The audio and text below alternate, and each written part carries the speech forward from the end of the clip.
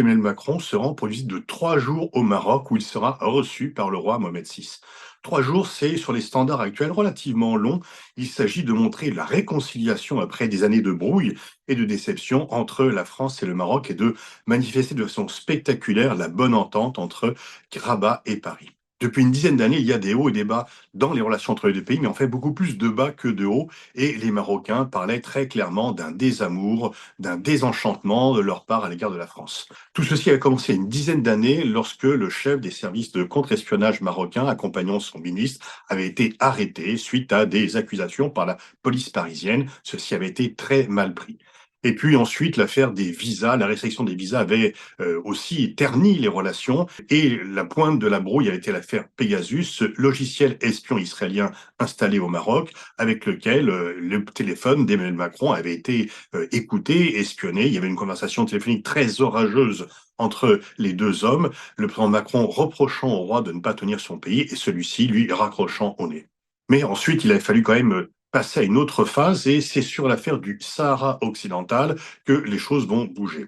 Pendant très longtemps, la France, qui est membre permanent du Conseil de sécurité de l'ONU, s'en tenait à la position onusienne. Le Sahara est inscrit sur la liste des territoires non autonomes selon la terminologie onusienne et la France, tout en soutenant le plan d'autonomie du Maroc, ne reconnaissait pas des droits spécifiques du Maroc et ne voulait pas non plus se fâcher avec l'Algérie en faisant cela. Ce qui est venu tout bouleverser, c'est le changement de position américaine. Dans le cas des accords d'Abraham, l'établissement de relations diplomatiques entre Israël et le Maroc, les États-Unis, en échange, ont reconnu la souveraineté du Maroc sur le Sahara. Et facteur aggravant pour Paris aux yeux des Marocains, l'Espagne, qui était l'ancienne puissance coloniale sur le Sahara, a elle aussi à son tour reconnu la souveraineté du Maroc sur le Sahara. Ce qui fait que la France, qui était un peu en avance sur ces pays, est devenue finalement très en retard. Et dans un cadre de relations dégradées, les Marocains lui faisaient de plus en plus sentir cela.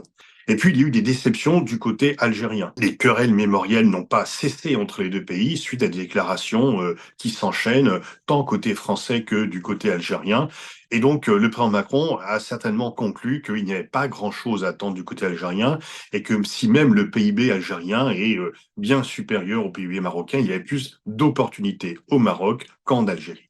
Donc c'est un choix que l'on peut qualifier de pragmatique, de dire qu'il y a plus de choses à faire au Maroc et le Maroc aussi est influent en Afrique de l'Ouest, ce qui peut être aussi important pour la France. Il y aura donc certainement la signature d'accords économiques importants entre la France et le Maroc, des déclarations d'amitié.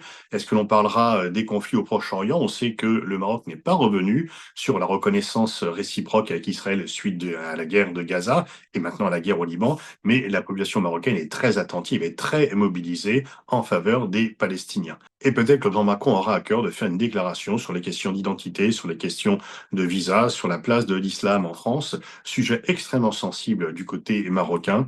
Et les Marocains voient des fois nos débats sur tout cela de façon assez interrogative. Alors bien sûr, tout ceci se fait au prix d'une glaciation des relations avec l'Algérie. C'est un peu le principe assez commun qu'on a vu très souvent. Les présidents français commencent avec l'Algérie, mais finissent avec le Maroc. Il n'est pas possible d'avoir des relations idylliques avec les deux.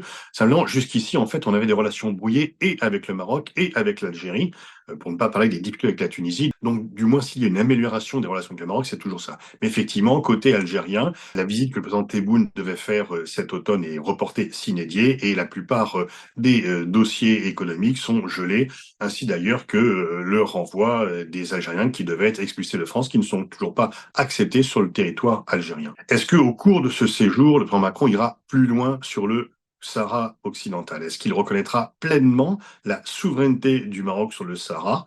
Eh bien, c'est en fait tout l'enjeu. On peut penser qu'il y a une très forte attente de la part du Maroc là-dessus, en disant, bah, puisque les États-Unis et l'Espagne l'ont fait, qu'attend la France? Le problème, c'est un peu la situation très particulière de la France à l'ONU. Contrairement à l'Espagne, elle est membre permanent du Conseil de sécurité, donc un peu gardien quand même de la table des lois onusiennes. Et contrairement aux États-Unis, ce n'est pas une superpuissance et donc elle peut prendre moins de liberté. Mais c'est certainement une attente très forte de la part du Maroc.